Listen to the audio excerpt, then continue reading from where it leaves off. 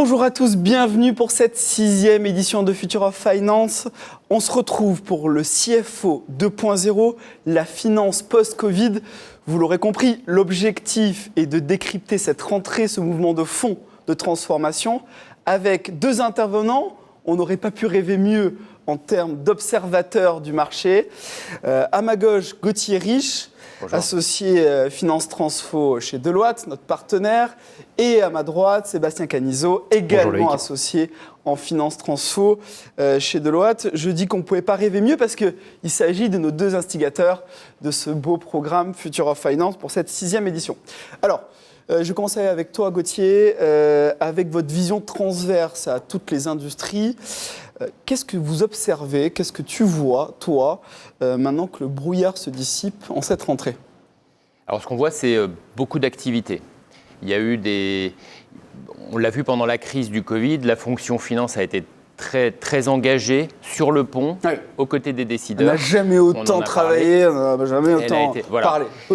Aujourd'hui, ça retombe et on s'aperçoit qu'on a toujours autant besoin de la fonction finance, des financiers, et que cette culture finance dont on a pu bénéficier parce qu'on a fait tourner la fonction à plein régime pendant la crise, et ben finalement on en a besoin encore maintenant. Il faut prendre des décisions, il faut orienter des investissements, et donc les financiers sont encore sur le pont. Donc il y a beaucoup de choses à mettre. Tu sens une accélération depuis cette rentrée ? Alors, du point de vue de nous, observateurs de la transformation, oui, il y a une accélération ou un rythme très soutenu, parce qu'effectivement, on s'aperçoit qu'il y a des choses à faire évoluer. C'est parfois des pratiques, c'est parfois des outils, c'est parfois des organisations. Et donc, du coup, il y a énormément de projets qui se lancent. Non. Sébastien, dans la finance et l'assurance, tu as un prisme FSI, comme on dit chez Deloitte. C'est le même constat. Vraiment, toutes les industries sont très prises par le post-Covid. Elles étaient déjà toutes très prises par le Covid. Le poids d'ailleurs de la finance, on en parle souvent, mais le poids de la finance, nous on trouve qu'il a encore grandi. Il a fallu aider les métiers à comprendre comment on redémarrait, comment on générait du résultat dans un monde très incertain où avec les fermetures de frontières, les fermetures d'usines, la hausse des coûts de matières et autres, la finance prend encore plus de poids. Donc oui, on voit une vraie dynamique très importante et une finance qui prend encore plus de poids qu'avant, si tant est que c'est possible. La finance, globalement, en sort grandie. Je comprends, Gauthier, qu'elle lance des projets. Quel type de projet vous voyez ? Alors, il y a plusieurs natures de projets qui se lancent. Il y a ceux, je dirais, les plus évidents, c'est tous ceux qui ont trait à renforcer les capacités de pilotage. Pilotage de la performance financière, mais aussi de la performance opérationnelle, pour les raisons qu'on vient de se dire. C'est-à-dire qu'on a besoin de suivre des activités, on a besoin de suivre des coûts, des rentabilités, on a besoin de tracer des investissements et savoir comment les gérer. Toute la partie, ce qu'on appelle EPM, là, donc, toute la partie EPM. La transformation à plein régime. Exactement, que ce soit sur la compréhension du réel, du passé, du présent, et puis aussi la capacité à se projeter dans le futur, donc bien sûr autour des process budgétaires pour le court terme, mais aussi plus loin, la modélisation. On a vu que c'était quelque chose qui prenait de l'importance et la techno pour ça nous aide aujourd'hui. Donc les deux se rejoignent. Quand tu dis la techno nous aide, tu penses à l'intelligence artificielle ? Je pense à l'intelligence artificielle, je pense à la capacité des outils à traiter des volumes de données, je pense à la capacité qu'on a aujourd'hui à croiser différentes sources, qu'elles soient financières, qu'elles soient opérationnelles.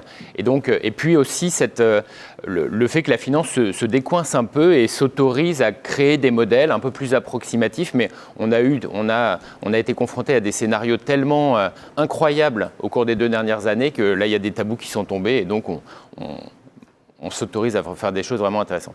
Est-ce que, Sébastien, on arrive à cette fameuse finance business partner dont on a parlé depuis des années dans ce Future of Finance ? Est-ce qu'on y est vraiment maintenant ? Oui, ça fait des années qu'on en parle et je pense que c'est effectivement l'avènement du business partner. Une anecdote dans l'industrie automobile, j'ai échangé récemment avec un directeur financier qui m'expliquait que depuis le Covid, et encore bien plus qu'avant, c'est un directeur financier qui anime les CODIR et qui explique à ses patrons d'usine, à ses patrons de marché, comment on redémarre une activité, quelle activité va redémarrer avant, laquelle au-delà de la rentabilité intrinsèque du produit, va consommer le plus de coûts fixes. Voilà, donc la finance, aujourd'hui, se retrouve à animer et à être ce fameux business partner, pas seulement sur regarder ses propres KPI en bout de chaîne et à se dire voilà le PNL et c'est fini, mais à vraiment être dans l'échange avec les métiers et à les aider à redémarrer, à prioriser les produits. On a de plus en plus de finances qui participent à la tarification, par exemple. C'est encore plus le cas qu'avant. C'était déjà le cas dans le monde assurantiel, par exemple, que je connais mieux. Mais on le voit aussi dans certains secteurs industriels. Donc oui, on est à peu près convaincu que le business partner, ça fait 5 ans qu'on en parle beaucoup, mais ça devient une réalité. Ouais. Bon, bah écoutez, c'est déjà une bonne nouvelle. Et sur les projets plus régaliens? Alors justement, j'allais y venir, il y a une autre typologie de projets qu'on voit émerger et on est saturé, je dirais, au niveau de nos équipes sur ces sujets-là. C'est des projets qu'on avait anticipés, on savait qu'ils allaient venir. Ce qu'on n'avait pas anticipé, c'était l'intensité de la vague. C'est tous ces projets finalement régaliens, parce que l'injonction qui pèse d'avoir une fonction efficiente et je dirais qui délivre le mieux au meilleur coût reste. Ouais. Et on sait que pour ça, il faut avoir un socle robuste d'outils transactionnels, de processus bien rodés, d'équipes bien formées, bien organisées. Et donc, on voit aussi une accélération sur ces projets d'évolution technologique. Alors, autour des ERP, on sait que SAP, Oracle ont fait évoluer leurs offres. Et donc, ce sont des très gros projets, très lourds. Les entreprises ont certainement un peu attendu pour les lancer. Elles les ont dans leur horizon. Et là, aujourd'hui, c'est l'accélération, c'est le point de départ. Le marché français rattrape les marchés européens. Et donc, c'est une grosse typologie de projet, d'organisation également. Ouais, et ce point d'importance, c'est que pour pouvoir être un bon business partner, voire un stratège quand on est un financier, il faut que tous ces sujets régaliens soient derrière nous. Et donc, il faut absolument enfin automatiser, réduire les coûts, justement pour pouvoir se concentrer sur son rôle de pilotage et de stratège. Mais est-ce qu'ils font les deux en même temps? Parce que les entreprises qui vous sollicitent ont tendance à vouloir faire le régalien, l'ERP avec SAP, Oracle et Workday qui fait son entrée, les tous trois partenaires de Future of Finance, et en plus les sujets EPM.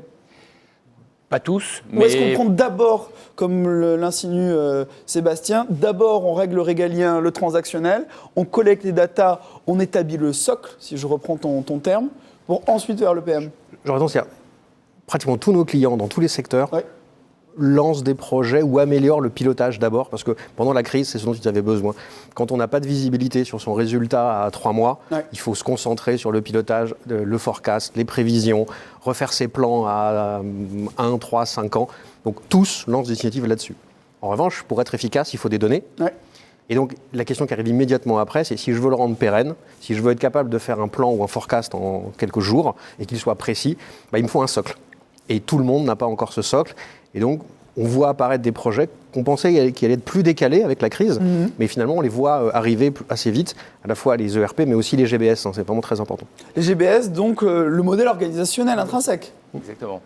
Avec des projets d'organisation profonds qui se lancent très vite au sortir de la crise, avec de l'externalisation, avec du BPO, avec du nearshore, de l'offshore. Tous ces projets sont maintenant, il y a une vraie effervescence autour de ces sujets-là. Bon, donc on comprend qu'il y a des projets colossaux. Je reprends la vague, si je reprends le mot que tu as choisi, je sais que tu l'as choisi. Est-ce que les budgets sont là ? Parce qu'il faut les financer, tous ces projets. Vous parlez de projets transactionnels, de changement de RP, de mise en place de GBS. Bon sang, c'est ce qui coûte quasi le plus cher dans les projets de transfo. C'est des projets importants, longs. Et je ne parle pas que des budgets des consultants. Qui finalement sont une part minime. Mais néanmoins, sont des budgets... sont des budgets, tu as raison, sont des budgets importants. Et je dirais qu'il y a certainement une conjoncture favorable qui fait qu'on se rend compte que c'est indispensable. Ouais.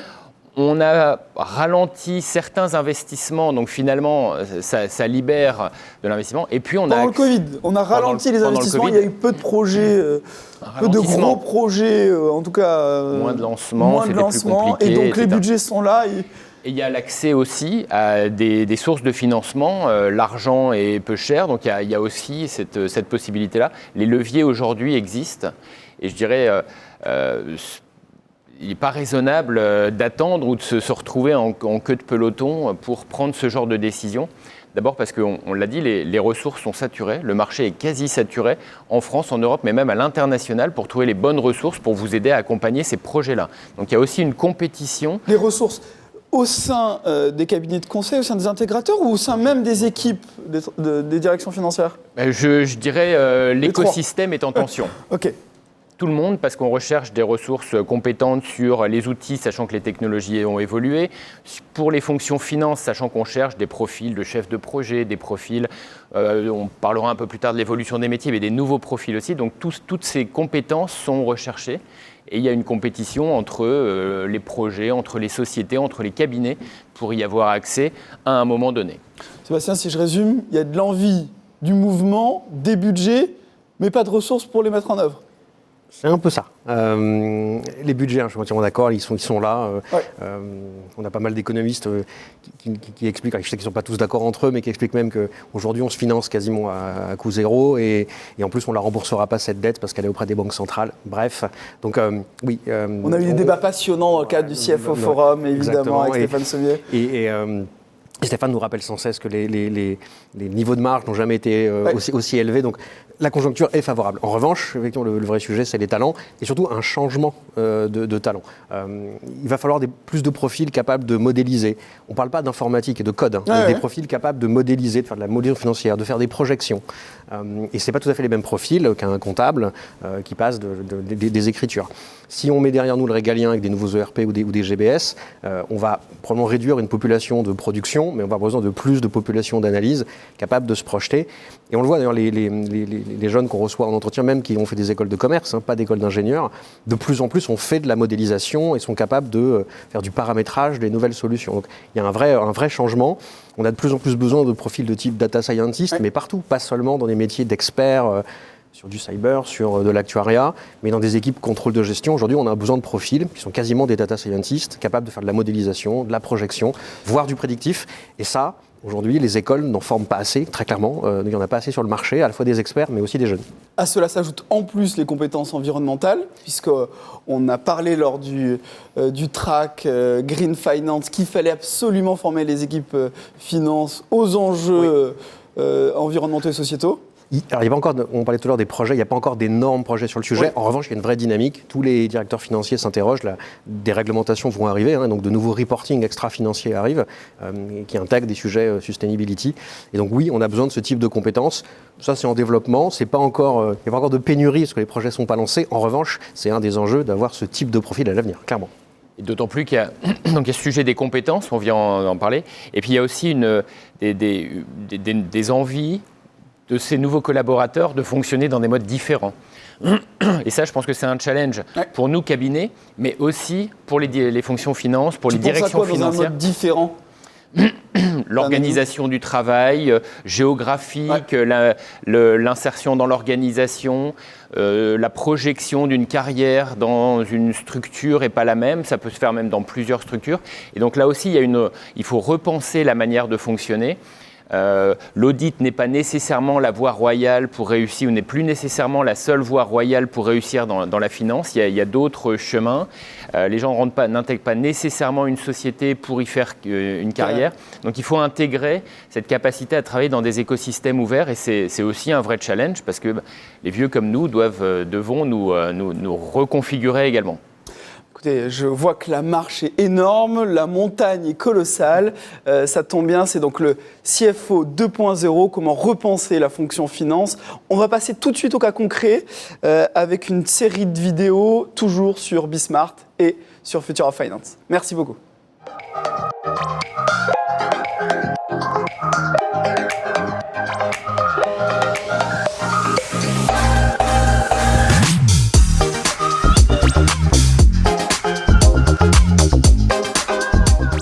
Allez, on se retrouve donc là, le CFO, business partner des métiers pour le pilotage de la reprise, Future of Finance, CFO 2.0.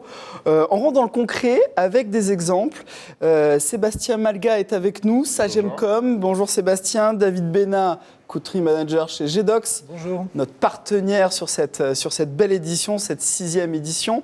On va parler de reprise d'activité. de reprise épineuse d'activité. Et il y en a un autour de cette table qui sait de quoi on parle.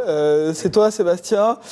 Crise des composants, crise des semi-conducteurs. Sagemcom, tu peux nous dire... Exactement. Sagemcom, donc on est un grand manufacturier de composants de produits électroniques. Vous fabriquez notamment les box. Exactement. Donc on a tous, pour le grand public, la Livebox, par exemple, c'est un de nos produits phares. Et c'est clair que depuis la fin de cette période, j'ai envie de dire, très Covid, maintenant... De confinement. Voilà, de confinement. Maintenant, on a un vrai sujet sur l'approvisionnement des composants électroniques, assez mondial, avec des problématiques de transport. Ouais. Et donc nous, maintenant, il y a un des gros sujets de nos quotidiens, c'est comment on optimise, comment on anticipe également ces ruptures d'approvisionnement. Parce que rupture d'approvisionnement, c'est des pertes de chiffre d'affaires, c'est des besoins pour les clients qu'on n'arrive pas à servir. Parce que nous, on le voit, côté client, la demande est là. Et c'est vraiment une pénurie qu'on subit sur notre capacité à produire, plus que des problématiques de coûts en tant que telles.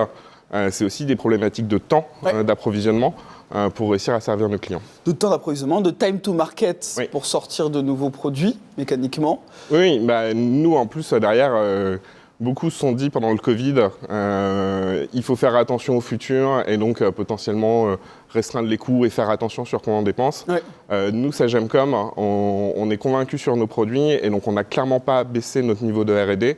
On a continué de développer dans les nouveaux produits. Exactement. Parce que c'est important d'être là pour les produits, pour les clients. Ouais. Et, marché de l'innovation. Exactement. Donc on continue de sortir des nouveaux produits. Et tout l'enjeu maintenant, c'est de réussir à avoir ces composants-là au bon temps pour réussir à fabriquer les clients. Et nous, on le voit sur cette année, ça va être plusieurs dizaines de millions de chiffres d'affaires qu'on ne va pas pouvoir faire parce que les composants ne sont pas là. C'est-à-dire qu'on a les commandes clients. Plusieurs dizaines de millions. Oui, c'est-à-dire que les commandes sont là, les clients sont prêts à recevoir les clients, mais les composants n'arrivent pas parce que il y a des ruptures, j'en venir sur tous les grands fournisseurs de composants électroniques. Les délais de transport de l'Asie vers l'Europe se rallongent de plus en plus, et donc on arrive dans des situations compliquées au niveau de la production. Et toi, donc on a le sentiment, mais David, je le vois hocher de la tête, la crise se poursuit clairement pour toi, hein, pas de doute là-dessus. Comment tu accompagnes les directions métiers ? Nous, après, au niveau notamment sur la finance, c'est un travail avec plus de communication, plus de connexion avec nos services achats, pour anticiper et pour, à partir des systèmes d'information, prévoir au plus juste les besoins. Notamment, on a développé une application en interne depuis quasiment 1 an qui, tous les jours, à partir du plan de production et de toutes les commandes passées à tous nos fournisseurs et les prévisions de réception, nous indique et nous recalcule tous les jours quels vont être les composants critiques sur lesquels il faut qu'on agisse pour commander et pour négocier, s'il le faut, avec des brokers ou avec des fournisseurs alternatifs pour obtenir les composants supplémentaires. Et donc là, en fait, on a vraiment développé cet outil. C'est un pilotage en temps réel au quotidien. Exactement, c'est-à-dire que autant avant le Covid, la finance, on aime bien attendre les résultats fin de mois parce que c'est pas qu'on bosse qu'une semaine par mois pour la clôture, mais des fois c'était un peu la vision qu'on veut en avoir. Bien sûr. Mais là maintenant, c'est beaucoup plus dans la proximité, qu'elle soit au quotidien, et dans le reforecast qui peut arriver très souvent pour pouvoir justement être au plus proche du client, être au plus et des équipes pour accompagner leurs besoins et leur sortir une information fiable pour qu'ils puissent faire leur métier. David, toi qui diriges GDocs, un des leaders des outils de pilotage, EPM pour les intimes, c'est ça le monde d'après ? C'est ça le monde de demain ? Oui, c'est la capacité, comme vient de le dire Sébastien, à piloter en temps réel, au quotidien, au jour le jour ? Oui, alors on était déjà dans un monde qu'on qualifie d'incertain et on sait maintenant qu'on peut passer dans un monde improbable assez rapidement. Et donc ce que décrit Sébastien, c'est assez typique de ce que l'on voit dans les organisations, c'est-à-dire qu'il faut être capable de planifier, replanifier, s'adapter en permanence et réaligner tous les départements de l'entreprise, donc les achats, la production, etc. Et en fait, c'est de ce réalignement en termes d'organisation, de collaboration entre les différentes briques. Oui, absolument, parce que l'alignement est clé. Alors déjà au niveau de la direction générale, si les personnes elles-mêmes sont alignées humainement et d'un point de vue stratégique, ça va bien se passer, mais pour autant, il faut ensuite aligner les départements pour être capable d'exécuter. Et pour être capable justement de réagir à ces effets de bord. Ce que l'on voit également, c'est que comme en économie, on parle beaucoup de signaux faibles, qui sont prémonitoires des indicateurs métiers, qui eux-mêmes sont prémonitoires des indicateurs financiers. On ressent le même besoin dans les entreprises. Des crises que l'on peut vivre. Oui, absolument. Là, oui, absolument. C'est ça. Et en fait, on se rend compte que dans les entreprises, on a aussi besoin d'aller capter ces signaux faibles pour être capable de réagir et puis aussi de les pondérer à sa juste valeur. Sébastien, fort de l'expérience qu'on est en train de vivre, c'est assez unique. Je ne sais pas si tu avais vécu une crise des composants. Voilà, unique, on est d'accord. Et quelles sont les bonnes pratiques que tu en retires? Quel est le retour d'expérience sur lequel tu peux faire bénéficier la communauté? Moi, ce que j'y vois surtout, c'est qu'on a un besoin de réactivité et on a un besoin en fait de réussir à créer un socle d'information commun. Qu'est-ce que j'entends par un socle d'information commun? Nous, on l'a constaté parce que Sagemcom, c'est une boîte qui, sur le nom Sagemcom, a une grosse dizaine d'années, mais qui, historiquement, est de l'industrie française depuis quasiment 100 ans. On a des historiques et tous nos systèmes ne communiquent pas tous ensemble. Et la R&D a ses habitudes pour codifier avec une certaine numérotation. La production a une autre numérotation. Et en fait, on se rend compte que chacun avance dans son coin de manière parfaite parce que chacun connaît super bien son boulot et chacun a son expertise. Par contre, là, quand on se retrouve dans des situations de crise, on se rend compte que d'améliorer l'interconnexion et l'alignement, que ça soit de la codification, que ça soit de tous les systèmes de paramètres à utiliser, c'est important de justement réussir à unifier pour pouvoir pour pouvoir communiquer et pour pouvoir tirer l'information, j'ai envie de dire, de manière instantanée entre les différents systèmes pour pouvoir les croiser. Parce que maintenant, j'ai envie de dire, avec le big data qui augmente, ce qui est intéressant, c'est de passer du temps à analyser le chiffre plutôt qu'à le construire. C'est clair. C'est-à-dire que le financier, il y a 5-10 ans, c'était beaucoup de j'alimente les chiffres, je fais mes calculs, mais j'agrège. Maintenant, l'agrégation, ça doit être la partie minimale du temps pour pouvoir analyser et rentrer. Surtout lorsque tu es dans un modèle où tu as besoin des réponses au jour le jour. Exactement. Si tous les matins, tu as besoin d'une actualisation des données, il est clair qu'on ne peut pas repasser du temps sur le data crunching. C'est ça, exactement. C'est qu'il faut réussir à ce que les systèmes discutent entre eux directement pour avoir une base unifiée. Et après, c'est là où c'est un boulot qui est important. Et Sagemcom, j'ai envie de dire, on se développe pas mal dans la partie BI. Mais c'est un temps, j'ai envie de dire, qui est plus long. Parce que réussir à ce que tous les systèmes qui marchent parfaitement depuis plusieurs années communiquent ensemble, c'est pas d'un claquement de doigts. Il faut réussir à mettre un peu de liant. Et t'en sais quelque chose, ingénieur d'information, t'es le plus geek de nos financiers. Pourquoi GDocs est particulièrement pertinent face à ce point dur que l'on est en train de décrire et là sur lequel on est d'alignement? Oui, alors d'une part, il y a cette capacité. Alors déjà, en toute humilité, il faut dire que tous les produits EPM qui sont reconnus sont de bons produits. Donc la question n'est pas quel est le meilleur, c'est vraiment quel est le bon produit. C'est un marché assez mature, absolument. Ce qui caractérise GDocs, c'est cette capacité à intégrer finalement dans des modèles de planification tous les signaux faibles, les indicateurs métiers, les indicateurs financiers, parce que la technologie le permet. Les indicateurs achat aussi? Oui, achat, production, RH.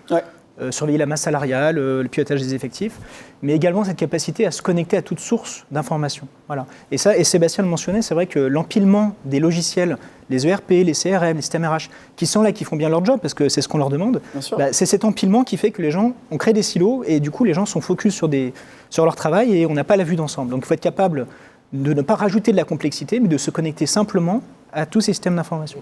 Qui est qu'avec GDocs, tu confirmes, Sébastien, toi qui es client de GDocs? Notamment, nous, notre grosse application GDocs, c'est la construction budgétaire. On est 3 business units au niveau du groupe, et j'ai envie de dire qu'ils fonctionnent un peu en silo parce qu'on n'est pas sur les mêmes marchés et pas forcément dans les mêmes usines. Par contre, on est sur des composants électroniques, sur notre matière première. Et donc, notamment au niveau du budget, on a rentré en fait tout le détail de tous les composants de tous nos produits dans le système. Et donc, au niveau de GDocs, on gère plus de 12 000 composants de manière unifiée. Et ce qui fait qu'au moment où on fait le budget, chaque commercial dans chaque BU fait ses prévisions de vente et ses besoins clients. Et automatiquement, en fait, GDocs, pour notre direction des achats, ressort en gros les besoins d'achat de composants cumulés pour le groupe, fournisseur par fournisseur. Et ce qui permet aux acheteurs... Automatiquement. Exactement. Donc après, ça a été plus d'1 an de mise en place parce que c'est une grosse application, mais ça permet que la direction des achats, ils ont directement une vision globalisée par fournisseur de où est-ce qu'il faut qu'ils négocient, quels sont les volumes importants, qu'est-ce qu'ils doivent négocier en termes de timing. Et donc ça les aide à travailler et à pas sommer des dizaines et des dizaines de fichiers Excel, parce que nous, on est sur quasiment 500 produits différents fabriqués par an, plus de 12 000 composants, mais si on fait les 500 produits avec la liste des composants, c'est plus de 65 000 lignes du fichier de base possible. Donc ça fait beaucoup de croisements, et c'est là où GDocs nous permet d'agréger cette information, et pour pas passer du temps à les multiplier dans Excel, mais passer du temps à les comprendre, les analyser et à définir la stratégie qu'on va faire sur ces composants. David, un point complémentaire par rapport à ce que dit Sébastien? Non, mais en effet, c'est passer plus de temps à réfléchir aux données et à la stratégie qu'à aller chercher de la donnée, la traiter, etc. Donc, sachant qu'après, c'est déjà un énorme travail que de travailler sur la stratégie, mais ensuite s'assurer qu'elle soit exécutée et donc avoir un langage commun pour parler avec les différentes équipes, les différents départements. J'imagine que dans le cas de Sébastien, GDocs est mis sous pression, puisque c'est actuellement le point de centralisation. Alors, quand tu parles mis sous pression, une utilisation réelle et effective par l'ensemble des parties prenantes nécessaires à la production de tout un marché, de toute une usine. Oui, alors je dirais que Sagemcom exploite le plein potentiel de GDocs, donc pour ça on en est très fiers, en effet. Oui, parce que je pense qu'en termes système, sur certains sujets, justement, des fois, on va assez loin, parce qu'en termes de performance, on tutoie justement que GDocs, nous, on est justement sur vraiment de la grosse donnée, et de la grosse donnée très hétérogène. Oui. Et donc, c'est là où les performances, on suit GDocs, et donc sur les parties centrales, ça marche très bien. Après, on est conscient, sur la partie achat, ça met un peu de temps à tourner, mais j'ai envie de dire, le temps, c'est quelques minutes. On ne parle pas non plus à des jours de traitement. Mais en effet, Sagemcom, on travaille beaucoup sur les applis, et ça, c'est l'application centrale sur le budget. Mais maintenant qu'on commence à y prendre goût, on se crée de nos petites applis supplémentaires, chacune dans nos BU ou nos besoins. Notamment, moi, j'ai développé, vu que sur les usines, mes produits en fait, passent dans une première usine, puis une deuxième usine dans le groupe. Oui. Et donc, pour les financiers, qui dit passage en plusieurs usines, prix de transfert, marge, interco... Et l'interco, la passion des directions financières. Exactement. Et des consolidateurs. Mais résultat, les opérationnels, à la fin, ils ne savent pas c'est quoi le coût de production du produit. Parce que le produit qui sort à la fin, il a un prix, mais qui a plusieurs strates de vernis financier, je t'ai recollé une marge de transfert et autres. Et donc là, on a justement agrégé pour que automatiquement, tous les mois, on rentre les coûts de production usine et les marges internes de chacune des usines, parce que chacune connaît sa marge. Pour que les opérationnels, eux, ils voient la vision complète du produit. Parce que la problématique de est-ce qu'on fait de la marge entre nos deux usines, c'est pas la problématique de l'opérationnel. L'opérationnel, lui, c'est savoir si son prix de revient sur le groupe, c'est rentable pour son client. Intéressant, c'est que ça montre bien que Sébastien, qui est un financier, est capable de s'approprier l'outil et de creuser et de développer ses propres... Oui, parce que le fonctionnement, parce qu'il nous reste peu de temps, mais fonctionnement, Sébastien parle d'appli. Je recrée plusieurs applis en fonction de mes cas d'usage. C'est le modèle de fonctionnement de GDocs ? GDocs, c'est une plateforme, et ensuite on peut créer différents modèles et qui sont différents cas d'usage finalement, en fonction des besoins. Donc on crée des axes d'analyse, on va créer des scénarios, et on est en toute autonomie, absolument. En toute autonomie quand on a les droits pour le faire, évidemment. Alors, toute autonomie quand on a les droits pour le faire, mais est-ce que ça nécessite l'intervention d'intégrateurs ou de développeurs ? Ça dépend de la maturité et de l'envie d'apprendre, mais typiquement, Sébastien est très autonome, il peut le dire lui-même. Non, mais voilà, après, alors, il y a une partie, j'en venir plutôt support de l'équipe centrale IT. J'en venir parce que notamment, nous, on est en version on-premise, donc on n'est pas en version cloud. Pas encore. mais après, surtout sur des choix stratégiques internes. Donc après, moi, j'ai surtout un support de l'IT pour des problématiques de droit sur des bases de données, mais pour la fabrication de ces applis. Sur la fabrication de l'application, on est en totale autonomie. Justement pour dire je vais définir que je vais avoir un cube de données. Donc en gros, je crée ma feuille Excel et je dis que je choisis mes colonnes, je choisis mes titres. Et après, moi, je suis ingénieur informaticien de formation. Donc après, le petit codage que je fais, c'est un peu de l'équivalent du codage de VBA Excel. Okay. C'est-à-dire qu'en termes de niveau, c'est que c'est pas accessible à tout le monde, mais c'est pas non plus une énorme marche à monter. Et ça permet d'automatiser. Et surtout, après, moi, Google est mon ami pour trouver la GDocs Knowledge Base, trouver les informations, pour avoir des exemples, parce qu'on en a plein sur Internet pour justement s'aider à construire comme on l'a un peu sur toutes les applications maintenant. Non, mais l'enjeu, il est là, c'est-à-dire qu'il faut donner les moyens aux directions financières d'être capables d'être de plus en plus autonomes pour prendre les bonnes décisions, de manipuler la donnée. Donc voilà. Écoutez, merci messieurs, c'était passionnant. Merci pour ce témoignage. Mille merci David. On continue sur Future of Finance et sur Bismart pour de nouveaux cas concrets.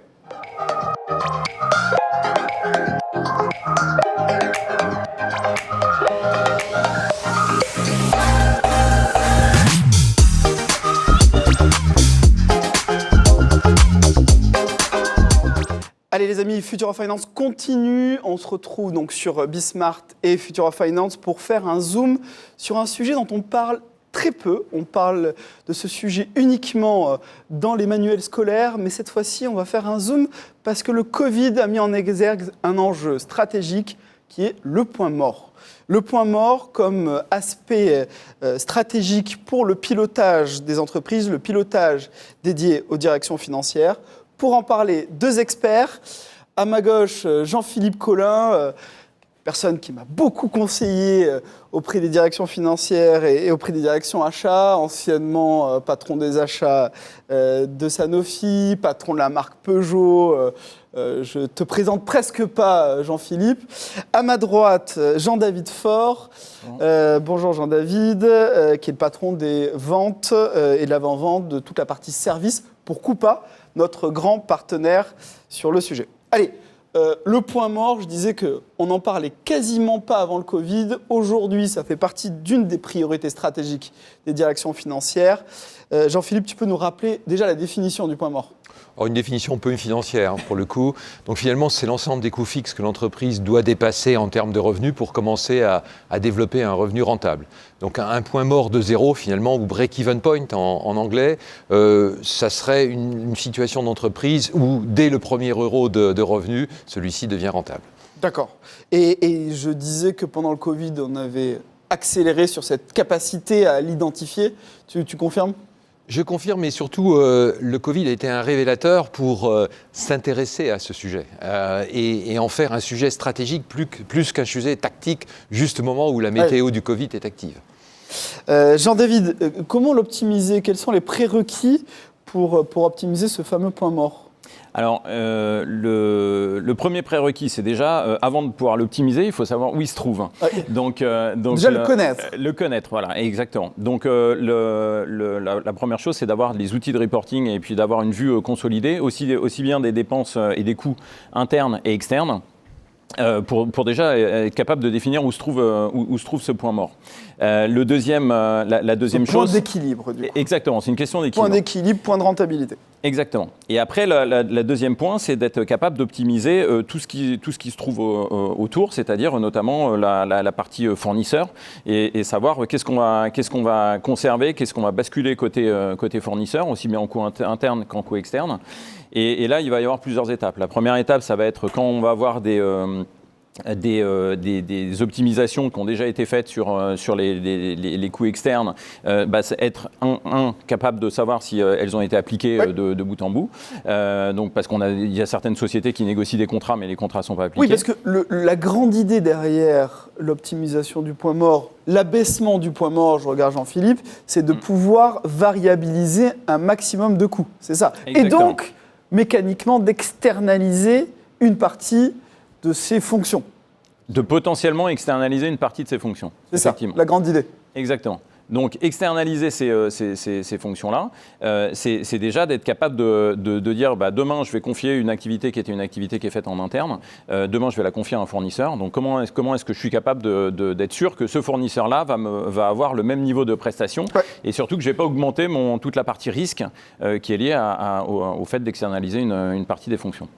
Donc déjà de la visibilité, la partie risque, la partie trésorerie également, tu n'en as pas parlé ? Alors effectivement, il y a aussi la partie trésorerie. Donc en fait, le Covid a apporté un certain nombre de risques, mais aussi d'opportunités. Ouais. Et donc la trésorerie, c'est de savoir comment est-ce que je vais utiliser ma trésorerie. Est-ce que je vais l'utiliser pour sécuriser des choses ou est-ce que je vais l'utiliser pour justement bondir sur une partie de ces opportunités que le Covid va apporter. Jean-Philippe, un point complémentaire sur l'optimisation du point mort, l'abaissement du point mort ? Oui, alors ça suppose effectivement, comme le disait Jean-David, de le comprendre, de le cerner, de le caractériser, de le qualifier. Ça suppose de regarder également le curseur, comment est-ce qu'il faut le régler entre ce qu'on met en interne, ce qu'on met en externe, et surtout avoir une vue stratégique, c'est-à-dire se dire qu'est-ce qu'on veut absolument garder en interne, qu'est-ce qu'on veut variabiliser en externe, et comment est-ce qu'on va gérer cette entreprise étendue de l'externe. Avec une notion que nous présente Jean-David, qui est aussi contractuelle, j'ai envie de dire, qui est cette capacité à rendre variables des coûts qui étaient plutôt fixes, des coûts déjà externes qui étaient plutôt fixes. Hein, c'est ça que j'entendais entre les lignes. Absolument, absolument. Ça suppose effectivement d'avoir une maîtrise à la fois stratégique des fournisseurs, une maîtrise business, mais également une maîtrise juridique. Oui. Hein. Mais finalement, le juridique n'est que la translation de notre intention. Hein. Alors, quel rôle pour la fonction finance et la fonction achat? Pourquoi elles doivent se saisir du sujet? Alors, traditionnellement, les deux s'intéressent au coût. Ouais. Traditionnellement, maintenant, elles doivent travailler ensemble. Donc, ce ne sont pas des rôles individuels, mais c'est véritablement une démarche collaborative entre les achats et la finance pour regarder, analyser ses coûts de façon froide, d'aller peser la stratégie de l'entreprise, de savoir où est-ce que l'entreprise doit investir en interne et au contraire où est-ce qu'elle doit avoir recours à l'externe. Donc ça veut dire dépasser peut-être juste la météo du moment, la météo du Covid, la météo de la crise, etc. Et d'avoir une projection. L'idée, c'est aussi de rendre l'entreprise plus robuste, plus anti-fragile, comme on dit en anglo. Jean-David, toi qui connais bien la fonction achat, tu avais le sentiment qu'elle travaillait sur ce point mort jusqu'à présent ? Alors, comme le disait Jean-Philippe, en fait, je pense que la fonction achat, elle a alors pas forcément sur le point mort, mais elle travaillait déjà sur toute cette partie optimisation et savoir ce qui allait être sourcé en externe et ce qui allait rester en interne. Le fameux make or buy. Exactement. En revanche, le point important, je pense que Jean-Philippe apporte, c'est que je ne suis pas sûr pour le moment que les fonctions finance et que les fonctions achat travaillaient de concert sur le sujet de. Et ça, c'est la clé pour optimiser le point mort. Et ça, c'est la clé pour optimiser effectivement quand on dit optimiser, d'abord une approche commune et pas deux approches différentes, une qui est plus orientée trésorerie et l'autre qui est plus orientée approvisionnement. Ouais. Concrètement, Jean-Philippe, quelles recommandations tu donnerais à ceux qui nous regardent là aujourd'hui ? D'abord, c'est de travailler sur les tranches de coûts de l'entreprise, donc les différentes catégories de coûts, de regarder entre la finance et les achats, les coûts internes et les coûts externes, comme le disait Jean-David, de se poser la question du curseur, de savoir où est-ce que ce curseur doit être placé.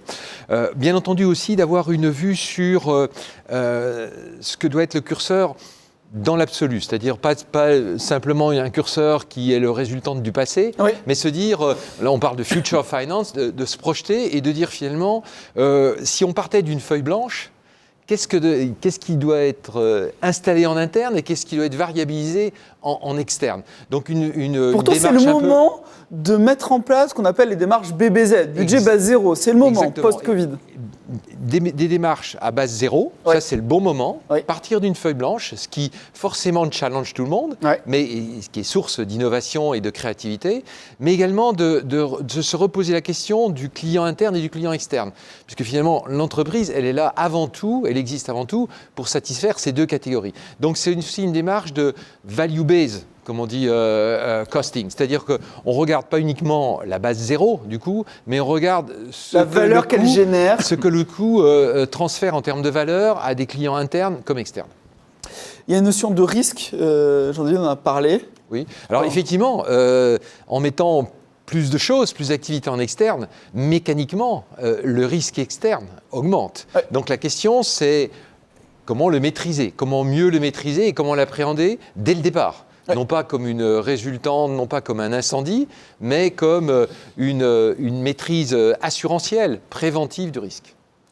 Jean-David, une fois qu'on a dit tout ça, on entend les recommandations de Jean-Philippe, comment on le transpose d'un point de vue outil, parce que finalement, à la main et avec nos beaux fichiers Excel, ça sera compliqué d'arriver à ce stade de maturité. Jean-David. Exactement. Donc, pour revenir au point que j'ai exposé tout au début, en fait, la première chose, c'est d'avoir une visibilité globale, d'accord, sur son organisation. Et parfois, pour certaines organisations, ça peut être un peu compliqué parce qu'on a de l'hétérogénéité ou bien on a fait de la croissance externe en achetant d'autres sociétés. Donc, en fait, on a des systèmes d'information qui sont différents, des façons de faire de reporting qui sont différents et des données surtout qui ne sont pas de même niveau de qualité. Et ça, c'est le rôle de Coupa, enfin, c'est un des bénéfices de Coupa, ou est-ce que cette visibilité, on l'a dans le RP ? Alors, cette visibilité, on peut avoir une partie dans le RP, mais déjà, le RP, ce n'est pas forcément un outil pour clients finaux. Ça, c'est le premier point. Et puis, la deuxième chose, c'est que si on prend des sociétés comme Jean-Philippe en connaît un certain nombre, ce n'est pas un ERP qu'ils ont, mais c'est 20 ERP différents. Et donc, il va falloir à un moment donné avoir une uniformisation de cette visibilité-là. Donc typiquement, des outils comme Coupa, qui se présentent comme une surcouche de tous ces ERP-là, apportent cette visibilité qui est une visibilité globale. Donc ça, c'est un premier point. Le deuxième point, c'est tout l'aspect risque qu'on a évoqué. Donc il y a un moment donné où tous ces fournisseurs qui vont être des nouveaux fournisseurs, en fait, que je n'avais pas avant, mais c'est des nouveaux fournisseurs qui vont remplacer certaines de mes fonctions qui pouvaient être hébergées en interne. Ces fournisseurs-là, il va falloir donc gérer toute la partie risque. Donc typiquement, la partie risque, ça se gère aussi de façon assez uniformisée.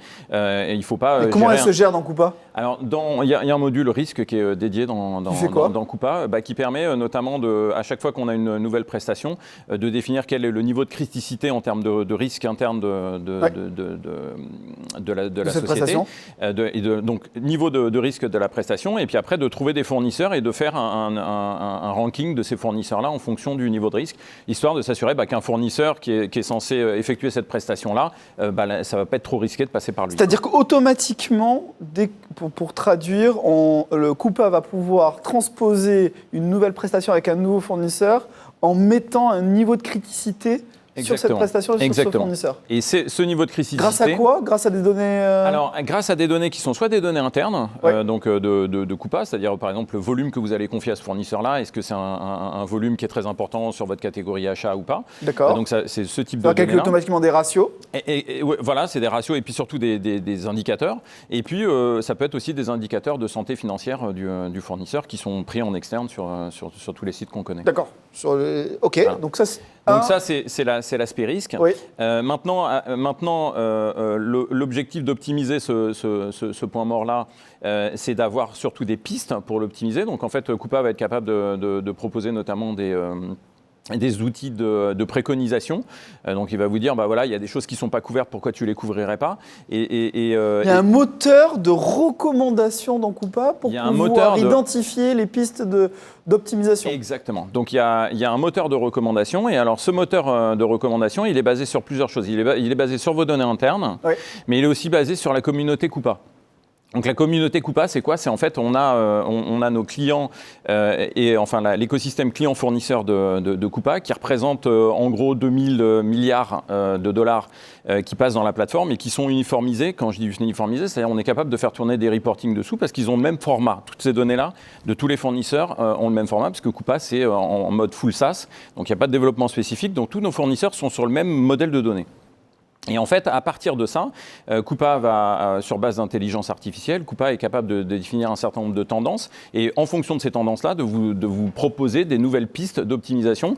Et du coup, c'est des pistes d'optimisation auxquelles vous n'auriez peut-être pas pensé parce que vous n'avez pas la visibilité sur ce que font les autres à l'extérieur. Et donc là, de façon complètement anonymisée, nos clients partageant leurs données, on est capable de définir un certain nombre de tendances et d'être... Notre force de proposition de manière automatisée, sans intervention humaine, c'est le logiciel qui... Alors une fois de plus, la décision finale revient toujours à l'humain, donc il n'y a rien qui est fait de façon automatique, c'est juste de la préconisation et surtout c'est aussi de l'anticipation en fonction de tendances qu'on constate sur cette base de données. La partie data outils, Jean-Philippe, est primordiale quand on veut optimiser ce... Ah oui, rapidement, maîtriser un risque, ça suppose maîtriser un océan de données. données, comme on dit, data lake en anglais.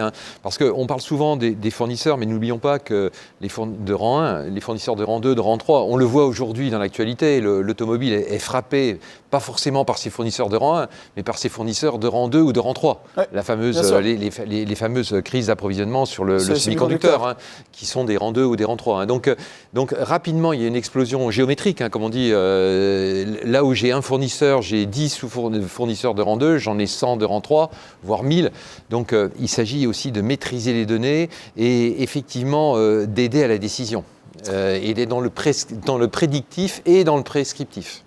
Je rappelle justement que tu as été un des premiers convaincus par Coupa lors de l'arrivée en France de l'éditeur lorsque tu étais chez Sanofi, puisque tu avais pris le risque de le mettre en place. Et aujourd'hui, Coupa est au centre de toutes les grandes entreprises. Merci messieurs, merci pour cet éclairage et ce zoom sur le point mort. Futura Finance continue, on fait un zoom justement sur la valeur, le Chief Value Officer, toujours sur Futura Finance et sur Bismart. Merci.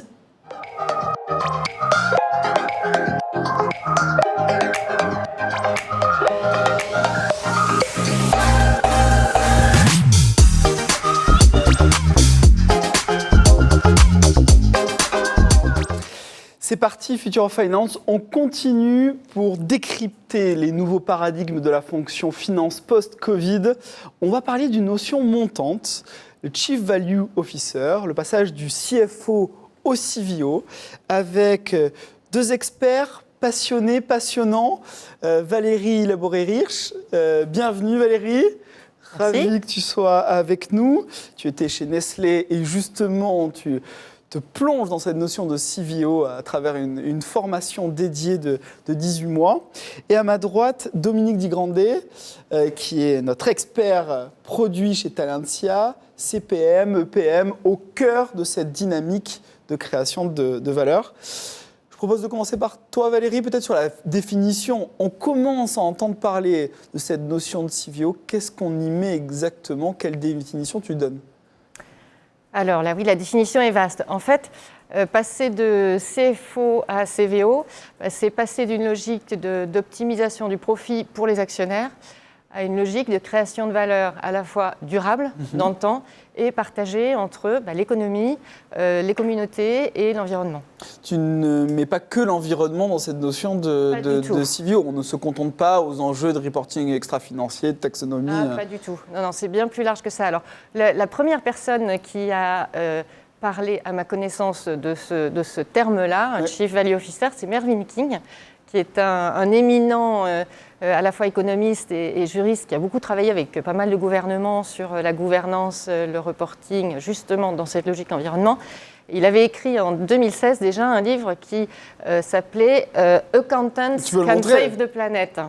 Alors, je ne sais pas vous, mais moi, ça m'a quand même interpellée parce que ce n'est pas forcément spontanément ce à quoi on pense quand on pense à notre fonction. C'est clair. Ça redonne du sens à la fonction. Je crois que ça fait un moment que les gens attendent ce type de proposition de valeur, j'ai envie de dire.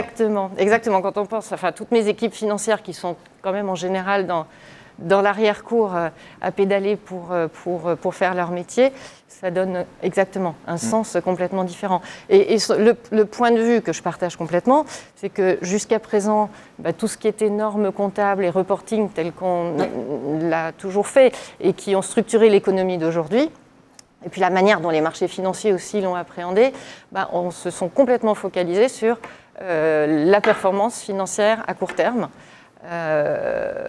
vraiment dans un scope réduit de l'entreprise. Et rien dans aujourd'hui ce qui est reporté ne retranscrit l'utilisation qu'on fait des ressources naturelles. C'est comme si la nature était un fournisseur chèque en blanc. Et rien non plus ne retranscrit les conséquences que l'on peut avoir sur la société ou la nature. Et ça, c'est quand même, aujourd'hui on le voit bien, une condition de la pérennité de l'entreprise. Et c'est particulièrement au CFO de prendre en charge cette dynamique? Alors, je ne vois pas bien qui d'autre que le CFO est mieux placé pour prendre cette dynamique en charge. Parce que la transformation qu'on doit faire et qui est profonde, comme toute transformation, mais je dirais que là c'est encore plus compliqué, ça doit associer la définition d'une raison d'être, la stratégie, la gouvernance, une nouvelle organisation, des nouveaux outils, une communication interne, externe. Et finalement, le CFO, au moins dans mon expérience et dans la manière dont je le conçois, il est toujours à la croisée de tous ces chemins. Le CFO, c'est au départ un intégrateur dans l'entreprise. Je ne connais pas de fonction qui ait une vue plus large en fait, que la finance sur tout ce qui se passe. Et cette vue, il a la mission de la rendre claire, disponible pour tous. Et donc, en devenant CFO, il doit simplement élargir sa vue à d'autres éléments que son champ purement financier, mais introduire les éléments extra-financiers dedans. Donc ça me paraît hyper logique. Après, il y a pas mal d'autres raisons qui font que c'est... On va y venir. Dominique, tu partages cette conviction ? Alors je partage complètement la conviction que le CFO est la bonne personne pour piloter cette transition. Je pense qu'il va quand même avoir un défi, puisque l'idée de génération de valeur, c'est quand même de faire émerger des collaborateurs qui sont capables de penser la stratégie, évidemment, de manière financière, sociale, organisationnelle. Et c'est clair que le CFO devient vraiment un meneur d'hommes. Et bien sûr, il peut le faire, mais jusqu'à présent, il travaillait beaucoup sur les chiffres, sur la communication. Là, je pense qu'il va falloir devenir un leader qui emmène les équipes, qui insuffle en fait un peu un esprit d'entrepreneuriat dans l'organisation. Et d'un côté, j'ai envie de dire, c'est passionnant parce que c'est un nouveau défi. Et d'un autre côté, il y a un apprentissage, je pense, pour mettre en place cette nouvelle approche. Mais peut-être que le CFO peut être le sponsor finalement de la démarche et amener des gens dans ses équipes qui vont l'aider à piloter la transformation. On peut l'imaginer comme ça. Quelle organisation ça suppose, Valérie ? Je pense Quelle que transformation le CFO, tel que je le vois, c'est un business partner. Donc effectivement, il doit faire le lien entre ses équipes d'un côté et puis utiliser la matière que ces équipes ont pour accompagner ses partenaires business. La donnée. Donc là, il faut aider tous ces partenaires opérationnels à ouvrir les chakras, à réfléchir autrement, à trouver d'autres mécanismes de création de valeur. Donc je suis complètement d'accord. Je pense qu'une partie des CFO aujourd'hui, même une large partie, sont déjà dans cette logique de leader, en plus d'avoir une casquette technique de financier. Absolument. Donc ça va les amener, je pense, naturellement à prendre ce rôle. Après, tout n'est pas effectivement dans leurs mains. Et je suis convaincue que comme par exemple pour le digital, pendant quelques temps, on a eu des équipes digitales qui devaient tout connaître. Et puis petit à petit, le digital s'intègre dans toutes les fonctions. Ça va être pareil pour les sujets hors financiers. Il faut que ce qui était jusqu'à présent dans les mains d'une poignée de personnes RSE, qui avaient parfois du mal à se faire entendre, il faut bien se le dire, ça va devoir être pris en compte dans toutes les parties prenantes. Apprendre à faire du marketing en comprenant quel est l'objet d'usage, quel va être l'usage pérenne des consommateurs et pas en essayant de leur vendre le plus possible de trucs. Et pareil, en finance, savoir intégrer le non-financier. Ouais. Mais tu nous disais en préparation, il faut rompre de l'amélioration continue par un modèle qualitatif orienté valeur. Alors, il ne faut pas arrêter l'amélioration continue, parce que alors ça, c'est un truc auquel je tiens beaucoup. Par contre, il faut savoir vers quoi on veut faire tendre l'amélioration. Et donc l'amélioration continue telle qu'on l'a conçue aujourd'hui dans notre économie, c'est notre croissance associée à 10, 20, 50 basis points de plus par an de profit. Il faut qu'on passe de cette logique-là à une logique d'amélioration de toute notre création de valeur, que ce soit en termes économiques, parce que ça va rester, pas la création de richesse, elle reste quand même super importante. Il y a des salariés à payer, des retraites à payer, donc il y a cette création de richesse, mais également voir ce que l'on peut apporter comme valeur pour la communauté et pour l'environnement. Dominique, les étapes clés en termes d'organisation, d'outils, de formation, pour tendre vers cette notion, vers cette ambition. Alors effectivement, je pense que la technologie a un rôle clé dans cette transition parce que si on part de l'hypothèse que la valeur, elle va être créée finalement par les personnes, par la connaissance, par les nouvelles idées qui émergent, le CFO, à travers la technologie, a un rôle quand même important qui est de garder un minimum le contrôle de ce qui se passe dans l'organisation. Ouais. Parce que l'avantage de l'organisation très hiérarchique, c'était le chef dit et les personnes exécutent et tout était sous contrôle. Là, on dit tout un chacun peut devenir un peu entrepreneur dans son organisation, avoir des idées, demander un valeur, financement, un peu de créer de la valeur. ouais. Et donc le CFO, il doit avoir une plateforme technologique où malgré tout, chacun va devoir reporter selon un certain nombre de règles, histoire que l'information s'agrège et que le contrôle sur le fonctionnement global de l'organisation reste en place. Et c'est pour ça aussi que j'ai tendance en fait à dire, et on le voit beaucoup chez les clients Talentia, parce que c'est un peu notre cœur de cible, qu'il y a un certain nombre de prérequis quand même qui doivent être en place pour que le CFO puisse émerger. On ne peut pas dire... Le CEO, tu veux dire. Le CEO, pardon, ouais. Puisse émerger. On ne peut pas dire on fait tout sur Excel et dans 6 mois, le CVO va émerger et puis changer la culture de l'organisation. Non, je pense que ça va quand même être... Quels sont les prérequis auxquels tu penses? Comment Talentia aide particulièrement? Voilà, donc en fait, il faut une plateforme technologique unique, homogène et qui permette à tout un chacun dans les différents pays de participer en fait au processus et tout ça est piloté par le CFO. Et il y a des étapes.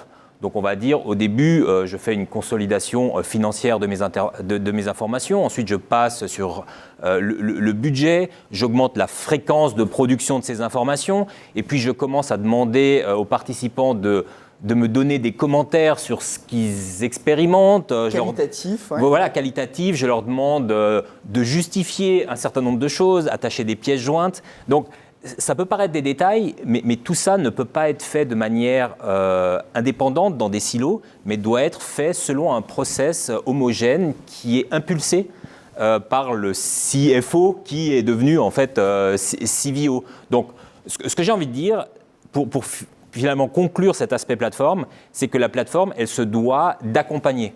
Donc j'ai des exemples de clients comme Valagro par exemple en Italie, qui est avec nous depuis une vingtaine d'années. Mm-hmm. Et étape par étape, il se rapproche de ce modèle de CVO et aujourd'hui, il est prêt à engager cette transformation. Mais s'il n'avait pas fait toutes ces étapes préliminaires sur une plateforme technologique qui l'accompagne depuis 20 ans, ce ne serait pas possible. Donc c'est un peu ça que je vois comme le défi pour un certain nombre de TI. Je pense que les grosses organisations sont plus en avance sur... Non, pas forcément. Pas forcément, à l'air de dire. Valérie, je pense que le défi est énorme. Le défi est énorme, mais pardon, excuse-moi Valérie, si on découpe un tout petit peu l'ambition en termes de programme, quelle notion tu donnerais? Quelle priorité tu donnerais? Quelle recommandation tu donnerais aux CFO qui nous écoutent? Qui nous écoutent. Alors, la première des choses, c'est pas la plus palpitante, mais ça va être un must, c'est de connaître, comprendre et mettre en place toutes les nouvelles réglementations qui vont arriver. D'accord. C'est pas super fun, là, mais ça, il y a quand même beaucoup de choses. Et c'est compliqué parce que elles arrivent. Sur quelles particulièrement? Toutes les, la taxonomie, qui ne s'applique pas à tous, mais quand même à de plus en plus, les NFRD, etc. Donc c'est presque d'avoir un coup d'avance. Donc ça, il faut anticiper parce que ça va être en termes d'outils, ça va être de gros chantiers à mener, c'est clair. Donc le CFO, il y a cette partie-là, réglementaire, standard, qu'il va falloir intégrer. La deuxième étape, comme je disais, il faut ouvrir les chakras. Parce que jusqu'à présent, le CFO, même le meilleur CFO du monde, était quand même très centré sur les activités de l'entreprise, et c'est ce que les systèmes financiers aussi donnaient comme information. Et là, on voit que pour être un bon CVO, ce qu'il faut, c'est arriver à comprendre quel est son écosystème et comment les choses s'interconnectent, pour ne pas prendre une décision qui va avoir un effet négatif sur autre chose. Et donc c'est là où, de nouveau, les systèmes deviennent compliqués, parce que comment est-ce qu'on va interconnecter? Donc, c'est cette notion de plateforme unique dont nous parce que le CFO va devoir faire des scénarios, va devoir les valoriser, et en mélangeant des informations qui sont internes finance, internes opérationnelles et externes. Et ça, moi, quand vous disiez que les grands groupes sont bien équipés. Moi, il m'a fallu 6 mois pour connaître les effectifs de Nestlé en France correctement à une date donnée. On a SAP quand même. Hein. Ouais. Donc, ça reste quand même compliqué. Donc, je pense qu'il y a un bout de chemin à faire avant d'intégrer des KPIs opérationnels et de les fusionner, et puis d'aller encore plus loin avec des données externes. Ok, ouais, je comprends. Ça, c'est un énorme enjeu. Et le dernier challenge, peut-être tu me disais, c'est la formation. C'est la formation parce que tous ces standards ne sont pas forcément encore ni même connus. Tout ce qui est valorisation extra-financière, on en est au balbutiement. Aujourd'hui, il y a autant de sociétés que de méthodes pour y parvenir. C'est clair. Donc ça va. Donc il n'y a pas de formation. Enfin, mon fils est en train d'étudier économie et finance en post-bac. Il se forme encore de la même manière que j'ai été formée à un certain nombre d'années. Et donc personne n'est encore formé. Or, les règles vont arriver, les normes vont arriver, les institutions financières avancent très vite et elles vont demander les informations qui leur permettent d'évaluer autrement la solidité, la pérennité des entreprises. Et les systèmes d'information vont devoir aussi évoluer d'une manière accélérée. Et personne n'est formé à ça aujourd'hui. Donc il y a justement, un enjeu qui est colossal. La pour formation arriver de CVO que tu fais fait partie des pionnières en la matière. Alors, à ma connaissance, il y avait une formation peut-être à Cambridge qui durait 2 ans, dans ce que j'avais regardé. Ouais. Il y a une formation qui se rapproche à Dauphine également. Mais sur cette notion vraiment de création de valeur et comment on mesure les différents capitaux de l'entreprise, ça serait la première. Un mot pour conclure, Dominique ? Alors oui, ça me fait penser par rapport à la plateforme technologique à quelque chose où j'ai envie de dire, pour une fois, les ETI ont un coup d'avance par rapport aux gros groupes. C'est que si on prend la plateforme Talentia à destination des ETI, on va dire que c'est une solution où le directeur financier a complètement la main sur la plateforme technologique et n'a pas besoin de s'appuyer sur des équipes IT, n'a pas besoin de faire référence à des spécialistes, on va dire, techniques pour l'aider à la collecte de l'information. Et ça, évidemment, ça marche très bien pour les ETI parce qu'elles ont une taille raisonnable et limitée. Cette même plateforme qu'on mettrait dans les mains de Nestlé, ils ne pourraient rien en faire parce que, je veux dire, le périmètre est beaucoup trop large. Mais de ce point de vue-là, les ETI ont un peu un coup d'avance parce que, disons-le, passons le message, effectivement, Dominique. Merci infiniment, merci à tous les deux. Merci Valérie de nous avoir poussé à défricher ce sujet montant. On continue sur Bismart, sur Future of Finance. Nous avons donc les Deep Dive Sessions. Ce sont des démonstrations innovantes. En un clic, vous allez pouvoir retrouver une 50aine de solutions pour vous aider à décrypter les grands enjeux technologiques dans cette jungle d'éditeurs et de solutions. On y retrouvera Talentia, mais plein d'autres. Merci de nous avoir suivis et donc à très vite, précisément le 22 et 23 novembre sur futureoffinance.fr. Merci.